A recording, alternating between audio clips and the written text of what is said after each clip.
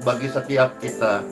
Yuk bersama-sama merenungkan pujian dan firman Tuhan serta bersyukur dan berdoa kepada Tuhan Yesus. Tuhan Yesus, terima kasih. Selamat pagi Bapak Ibu yang amin. Puji Tuhan, semua sehat-sehat ya.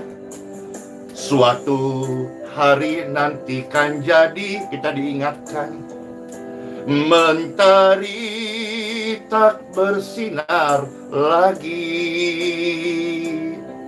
suasana mencekam, dunia yang semakin kelam. Ingatlah akan hal ini. Tuhan mengingat kita saat Dia datang sebagai Raja. Yesus datang sebagai Raja, menjemput orang saleh semua. Harimu yang mulia pasti segera datang. Tuhan, Engkau mengingat kami waktu alam semesta menderu. Yesus datang sebagai Raja, menjemput Bapak Ibu, saudara-saudara terkasih, anak-anaknya, orang-orang kudus. Harinya yang mulia, percayalah, pasti segera datang. Harinya yang mulia,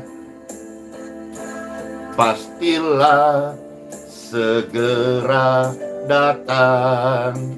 Amin. Siapa yang terberkati dengan pujian ini, saudara-saudara? Mana tangan-tangannya? Amin. Saya terberkati karena hari-hari ini adalah hari-hari kita mau meninggalkan kefasikan. Sebuah perenungan awal, Pastor mau share betapa mengerikan, menakutkan sebuah situasi, suasana yang sangat mencekam apabila satu jiwa meninggalkan dunia ini, alias meninggal dunia tanpa kasih karunia dari Tuhan Yesus. Tentang kasih karunia kita sudah dengar kemarin. Kalau saudara-saudara misalnya nggak ikut dengar, nanti lihat video yang kemarin. Ya, kasih karunia Tuhan Yesus menyelamatkan kita. Kasih karunia yang menyelamatkan jiwa yang berdosa, jiwa yang harus dihukum masuk api neraka. Kasih karunia diberikan sesuatu yang tidak layak sebetulnya kita terima, tapi diberikan cuma-cuma oleh Tuhan Yesus kepada jiwa-jiwa yang berdosa, yang harusnya dihukum, tetapi mendapatkan anugerah kasih karunia dan diselamatkan. Bisa bayangkan apabila ada satu jiwa akan meninggal, tapi dia belum terima kasih karunia, betapa dia membayangkan begitu banyak dosa, pelanggaran, kesalahan, kejahatannya, yang dimana satu pun dosa tidak mampu satu manusia membayarnya dengan apapun dia punya. Apapun dia rintis, apapun yang dia pernah lakukan, apapun yang dia kumpulkan, tidak bisa membayar satu dosa pelanggaran manusia. Maka kita bersyukur hari ini kalau kita boleh membuka hati, menerima kasih karunia-Nya yang menyelamatkan, sehingga saat waktunya Tuhan memanggil kita pulang, malaikat-malaikat yang menjemput kita, itu bukanlah suasana yang mencekam lagi bagi orang percaya, tapi hari yang sangat dinantikan, hari yang penuh dengan kebahagiaan. Yuk, thank for Bible dalam nama Bapa, Putra, dan Roh Kudus. Amin. Puji Tuhan Bapak Ibu sekalian.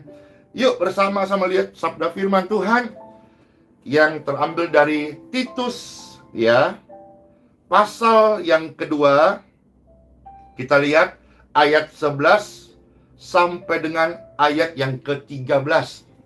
Titus pasal 2 ayat 11 sampai ayat yang ke-13. Ayo, makasih Bapak Agus dan semua terkasih, ada Christian, ada Kakak Englan, sehat-sehat semuanya, puji Tuhan. Menyapa Ibu Inge, Cece Cindy, Ibu Jen, puji Tuhan, puji Tuhan, puji Tuhan. Bapak yang Effendi keluarga, Bapak Ronald Sidalahi, dan banyak pemirsa sekalian, Ibu Sri, Ibu Ruth, puji Tuhan.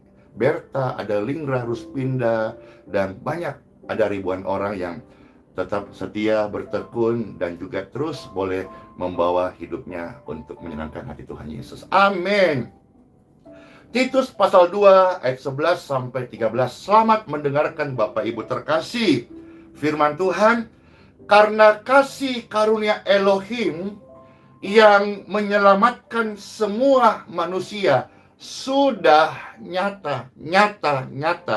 Kasih karunia bekerja kepada manusia itu nyata. Yang membutuhkan jiwa-jiwa yang hancur, yang berdosa, yang susah, yang sedih, yang terpenjara. Mereka ketika menerima kasih karunia Tuhan yang menyelamatkan, mereka dibebaskan, dipulihkan, disembuhkan, diberi kedamaian. Itu sudah nyata. Hari ini jutaan orang hidupnya diubahkan, dosanya diampuni karena kasih karunia Tuhan itu nyata. Dan kita bersyukur, kita hari ini boleh membuka hati, menerima kasih karunia Tuhan Yesus, bahkan menerima Tuhan Yesus Kristus sebagai Juru Selamat. Puji Tuhan, kita juga akan membuat slogan ini untuk baju baptisan. Terima kasih ya keluarga Ibu Milah yang juga ikut berpartisipasi untuk desain kaosnya ini. Puji Tuhan, puji Tuhan. Jadi sekarang sudah on proses. Nanti kita mau ada tulisannya, saya terima Tuhan Yesus. Lalu di sini ada tanda salib. Lalu di belakangnya, saya milik Kristus. Lalu ada lope-lopenya. Puji Tuhan, kita mau deklar kepada dunia bahwa kasih karunia Tuhan Yesus yang menyelamatkan itu sungguh nyata. Amin. Nah, sekarang kita yang sudah terima kasih karunia ini, yuk kita lihat ayat 12 dan 13. Ia mendidik kita supaya kita meninggalkan kefasikan dan keinginan-keinginan duniawi, dan supaya kita hidup bijaksana. Kasih karunia dari Tuhan yang menyelamatkan membuat kita hidup bijaksana, membuat kita hidup adil. Amin. Membuat kita hidup dan beribadah di dalam dunia sekarang ini. Jadi jangan berpikir bahwa ibadahmu nanti di surga. Tetapi kasih karunia Tuhan membuat kita rajin, rutin, tekun, setia, berapi-api semangat untuk beribadah di dalam dunia sekarang ini. Orang-orang yang belum menerima kasih karunia menyelamatkan, saat kematian akan menjemputnya, itu adalah suasana yang paling mencekam. Tetapi sesuai dari firman Tuhan, bagi kita yang percaya kepada Tuhan Yesus, itu adalah hari yang penuh dengan pengharapan, kebahagiaan. Hari yang tidak kita hindari, tapi hari yang kita rindukan. Hari yang penuh bahagia. Itu tercatat di dalam Titus pasal 2 ayat selanjutnya, ayat yang ke-13. Dengan menantikan penggenapan pengharapan kita yang penuh bahagia, bukan mencekam. Mencekam itu untuk mengingatkan kita. Pemirsa, Bapak Ibu terkasih yang berkesempatan menyaksikan suara firman ini, kita perlu Juru Selamat. Kita perlu Tuhan Yesus, Raja Damai. Kita butuh kepastian hidup yang kekal. Dan satu-satunya pribadi yang berkata, tidak ada jalan ke surga, hanya satu jalan. Injil Yohanes 14 ayat yang ke-6. Tuhan Yesus adalah jalan, Tuhan Yesus adalah kebenaran, Tuhan Yesus adalah kehidupan. Dan setiap orang yang percaya pada Tuhan Yesus dia akan menemukan jalannya sampai ke surga, ke rumah Bapa yang kekal. Jadi saudara-saudara, pujian ini tidak bermaksud untuk membuat kita takut, juga tidak bermaksud untuk mengatakan umur pendek atau bagaimana, tetapi mengingatkan. Hamba Tuhan itu mengingatkan bahwa Tuhan Yesus mengampuni dosa, Tuhan Yesus itu baik, Tuhan Yesus menolong, Tuhan Yesus bisa menyembuhkan, Tuhan Yesus pelepasmu, Tuhan Yesus berikan hidup yang baru. Itu jawaban.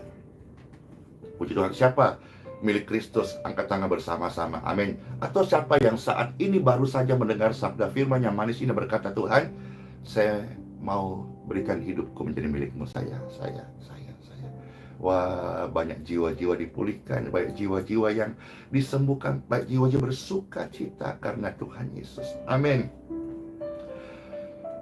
Bagi orang lain suasana mencekam, tapi bagi kita ketika hari itu tiba, malaikat Tuhan menjemput kita, itu adalah hari yang kita nantikan penuh bahagia, di mana pernyataan kemuliaan Elohim yang maha besar dan amin, juru selamat kita Yesus Kristus. Bapak Ibu terkasih, kasih karunia mengajar kita, membawa kita, menjadikan kita meninggalkan kefasikan Bapak Ibu. Kasih karunia mendidik kita supaya kita tidak hidup di dalam kefasikan dan keinginan-keinginan duniawi, melainkan kasih karunia membawa kita hidup bijaksana, hidup adil, dan hidup beribadah kepada Tuhan di dalam dunia sekarang ini. Ingat, kasih karunia tidak membuat engkau hidup dalam kefasikan. Coba kita lihat sebentar, apa sih kefasikan menurut catatan di dalam Yudas, ya. Kita lihat sekarang Bapak Ibu beberapa ayat lagi dari Yudas. Ya, kita lihat 5 ayat ya. Yudas pertama, Yudas ini memang cuma satu pasal saja. Yudas 1, kita lihat saja mulai ayat 17 sampai 21. Di sini ada pesan, nasihat-nasihat bagaimana kita hidup sebagai orang-orang yang dikasih kasih karunia, dan kita tidak mau hidup sebagai orang-orang yang fasik, ya. Yudas 1 ayat 17 sampai dengan ayat yang ke-21. Tetapi kamu, saudara-saudaraku yang kekasih, ingatlah akan apa yang dahulu telah dikatakan kepada kamu oleh rasul-rasul Tuhan kita, Yesus Kristus. Ayat 18. Sebab mereka telah mengatakan kepada kamu, apa itu yang dikatakan? Menjelang akhir zaman akan tampil pengejek yang akan hidup menurut hawa nafsu kefasikan mereka. Jadi dalam Yudas ini kita bisa menemukan satu hal, bahwa orang fasik itu suka mengejek. Makanya dalam hidup kita tidak boleh lagi ada namanya ejek mengejek. Kalau zaman sekarang kita tidak boleh menjadi pelaku bully, atau tidak boleh saling membuli.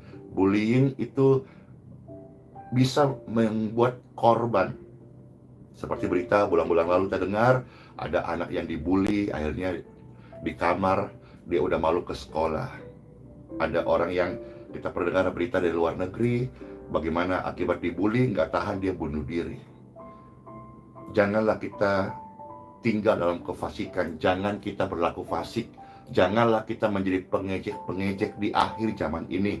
Justru di akhir zaman ini Tuhan mau dan kehendaki kita berbanyak ibadah di dalam dunia sekarang ini. Nanti waktu berpulang ke pangkuan Bapa di surga, kita hanya melanjutkan kehidupan beribadah saja. Jadi kira-kira jelas ya Bapak Ibu, kefasikan itu, ya makasih Pak Ronald, itu namanya istilahnya perundung. Jangan merundung, bully. Tapi Bible mengatakan bahwa di akhir zaman ini akan tampil, akan muncul, akan menonjol, akan terpublik, mungkin akan menjadi dominasi dalam media sosial pemberitaan, pengejek-pengejek yang hidup menuruti hawa nafsu kefasikan mereka. Stop membuli, stop merundun, stop menjadi pengejek, karena anak Tuhan Yesus tidak punya benih pengejek. Anak Tuhan Yesus adalah rajin beribadah, hidup adil dan bijaksana. Lanjut, ayat 19. Orang-orang fasik itu yang suka mengejek itu mereka adalah pemecah belah yang dikuasai hanya oleh keinginan-keinginan duniawi ini, dan mereka hidup tanpa Roh Kudus. Maka jangan heran waktu ketika visanya di bumi habis, mereka akan meninggal, itu mereka sangat mencekam, ketakutan. Tapi bagi orang yang terima kasih karunia, hari ketika malaikat Tuhan menjemputnya dan berkata, Andi Simon, waktunya kamu pulang. Itulah hari yang sangat membahagiakan. Karena selama saya hidup, saya belajar untuk meninggalkan kefasikan, dan di dalamnya saya juga sedang cari jalan turun untuk meninggalkan keinginan duniawi. Saya tidak mau orang mencari saya tidak mau orang memuji-muji saya. Nanti bisa terkutuk. Saya tetap mau menjadi anak Tuhan Yesus yang diberkati, yang membawa jiwaku dan jiwa-jiwa mencari, mengandalkan Tuhan Yesus. Inilah jalan yang saya tempuh hari ini, supaya setiap jiwa-jiwa boleh melihat Kristus bertambah-tambah, dipermuliakan. Andi Simon bukan siapa-siapa.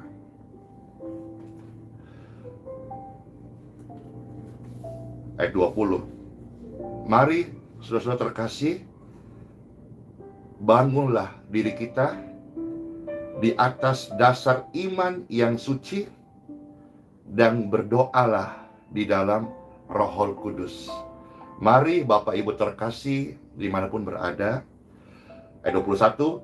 Peliharalah dirimu demikian dalam kasih Elohim, sambil menantikan rahmat Tuhan kita Yesus Kristus. Apakah untuk hidup binasa? Tidak. Apakah untuk nanti dihakimi dan dibinasakan? Tidak. Melainkan kita menantikan rahmat Tuhan Yesus Kristus untuk hidup yang kekal kita. Suatu hari kita tidak lagi merasakan mentari bersinar, tetapi kita akan melihat mentari surgawi yang tidak pernah pudar sirnanya, yaitu kemuliaan Tuhan Yesus. Tuhan, Engkau mengingat kami waktu alam semesta menderu. Yesus datang sebagai Raja menjemput kita yang hidup dalam kasih karunia-Nya. Amin. Harimu yang mulia, suatu hari pasti segera datang. Tuhan pasti mengingat setiap kita. Tuhan tidak meninggalkan kita. Angkat tangan Bapak Ibu sekalian. Tuhan Yesus, kasih karunia-Mu membawa kami hidup dalam bijaksana, adil, dan tekun beribadah. Kasih karunia-Mu mampukan kami meninggalkan kefasikan. Dahulu memang kami adalah bagian dari orang yang suka mengejek-ngejek, karena benih dosa itu tinggal dan berkuasa atas hidup kami. Tapi hari ini kasih karunia-Mu sudah menyelamatkan kami dari dosa dan hukuman kekal. Maka kami tidak lagi menjadi pengejek-pengejek. Kami tidak boleh hidup membuli, merundung, tidak boleh. Hendaklah dari hati kami, hidup kami, perkataan kami hanya firman-Mu Tuhan. Mengalir kasih karunia dalam hidup setiap Bapak Ibu, sehingga tidak ada area iblis mendakwa atau memenjarakan Anda. Kasih karunia Tuhan Yesus itu cukup lebih daripada hidup ini. Biar setiap kita hidup bebas dalam pimpinan Roh Kudus. Pastor percaya hari ini ada ribuan jiwa yang datang kepada Tuhan Yesus dan menerima kasih karunia-Nya. Diberkatilah semua keluarga Bapak Ibu, keluarga yang hidup dalam kasih karunia-Nya. Diberkati setiap pribadi Bapak Ibu, pribadi yang selalu memberkati dan tidak menjelek-jelekkan. Dalam nama Bapa, Putra, Roh Kudus, amin. Kami terima dari Tuhan Yesus berkat rohani, kesembuhan, pemulihan, kedamaian, sukacita, dan bahkan pengampunan dosa dan keselamatan. Tuhan Yesus, terpujilah Engkau kekal selama-lamanya. Kami bersyukur dalam nama Tuhan Yesus Kristus. Sama-sama kita diberkati, katakan amin. Puji Tuhan Bapak Ibu sekalian, senang banget bisa memuji Tuhan, pujian yang baik ya dari seorang hamba Tuhan, Pendeta Dr. Erastus Sabdono. Puji Tuhan, nanti bisa saudara-saudara lihat di sana banyak pujian-pujian yang memberkati bagaimana kita hidup dewasa dan siap untuk meninggalkan cara hidup yang lama yang tidak Tuhan kehendaki, tidak Tuhan inginkan.